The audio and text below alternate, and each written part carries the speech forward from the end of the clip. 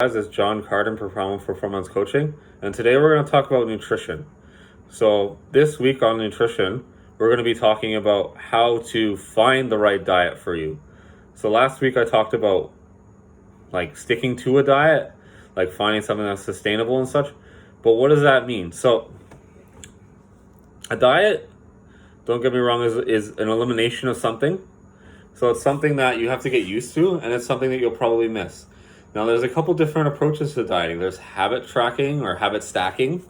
There's different types of diets as well. There's different types of elimination diets. There's different things you need to stick to. But there's a lot of things you need to consider when choosing your diet. A lot of it comes down to your own specific individuality.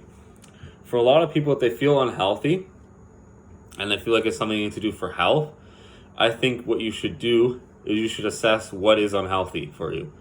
So I think you should get a physical done with blood work. If you're going to go into dieting and you really want to know what the best way for you to eat is. And this goes for not just overweight people, but like athletes and all that stuff. Look at, do an assessment. Figure out kind of what your background is as well too. So like ethnically, culturally, like where you sort of came from. So that will help you also, because there is some like ancestral history and like some connections to like that as well with race. And that's not being racist, that's just like stating fact that there does seem to be some biological differences between races, and that's okay. So look at that, kind of break it down. I'm not going to get into that because it's not my area of expertise, but do some research on that. I know for me, processed bread and processed grains or processed anything, any carb thing really does fuck with my system a lot more than most people. That also has to do with some history of me being overweight, being stuck in pre-diabetic blood glucose resting levels for a very long time, bulking for straight through for a very long time. So I don't recommend that. So getting back to blood work and a physical. So what you should do is you should assess your blood pressure. You should assess resting heart rate. You should look at that for a little while. See where it is. See how the recovery is. Assess your sleep. See if you're getting good sleep or not, because your nutrition can greatly affect that. Start journal when you eat, how you eat, how much you eat, what you eat, so you can see how that plays a role. Cholesterol, cortisol, testosterone, estrogen. You want to see T4 hormone. Get a doctor to walk you through what all these mean and like what your levels are. Don't go from me, because I'm not a doctor. Disclaimer here, I can't tell you what the appropriate levels are or what it means or assess that. But I know for a lot of people, just looking at those health markers and knowing where they're at is going to greatly help you. So your T3, your testosterone, your estrogen, your cortisol, your lipid levels, your blood lipid levels, your blood glucose level, your fasting blood glucose level. Check all those things. Do that. Especially if you're thinking about getting into a high level diet, check all those levels.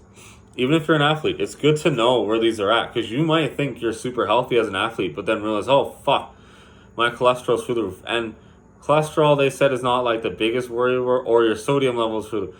But there might be other things you can see, like, oh, my fasting blood glucose level is way the fuck out of whack. Okay, what the hell's going on there? Okay, I'm technically pre-diabetic. What do we got to do there? Okay. My blood pressure's through the roof. Okay, why? Right? Okay, it could be some athletes just have high blood pressure. And there's things you can do for that. But knowing these things and being able to take care of your body, so that way you can find a diet that fits through that. That's one thing I recommend people do, finding a diet. So for some people that might mean you have to go to a carnivore style diet for a little while. Diet might mean you have to go to a diet that's clearly whole foods based. I think those, like the whole food based thing, I think is definitely something people should be going for and striving for as a general rule anyways. So if you're looking at like just general healthy habits and getting into dieting, that's where I would start. For most people is habit stacking and focus on whole food. Don't worry about the rest of it. But then there's levels to this shit, right? So now you decide, okay, I've done that for a little while. I didn't really lose any weight, but I feel a little bit better. Okay, now I want to start optimizing my health even more. That's where all those assessments come in. Then you can go and you can start looking, okay, well, meat seems to be weird for me. Okay, maybe I want to reduce my meat intake. Okay, I'm going to start looking at like a vegan vegetarian diet.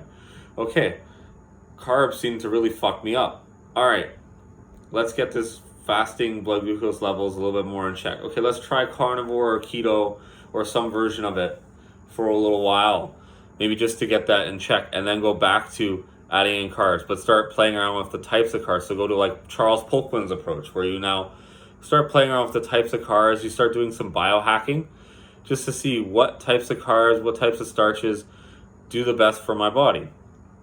Then you can also go into diets where you're like manipulating with your fat levels. There's diets where you're manipulating the cholesterol, eliminating certain things or you're eliminating some dairy because you feel bloated and you notice that dairy does make you bloated, or eliminating processed food, eliminating sugars. Maybe you just go for sugar instead of just eliminating all carbs altogether.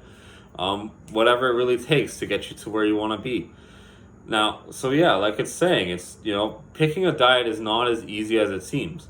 You also have to take into account, like, what are you actually going to fucking do, right? So you might not be able to do a carnivore diet, or you might not be able to do it yet, right?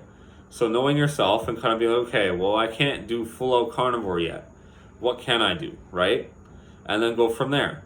So that's what I would recommend for people when they're looking at getting into dieting, is see what they can do and then build out from there. Pick things that you can do and then work on it from there. That's really the best approach for a lot of people.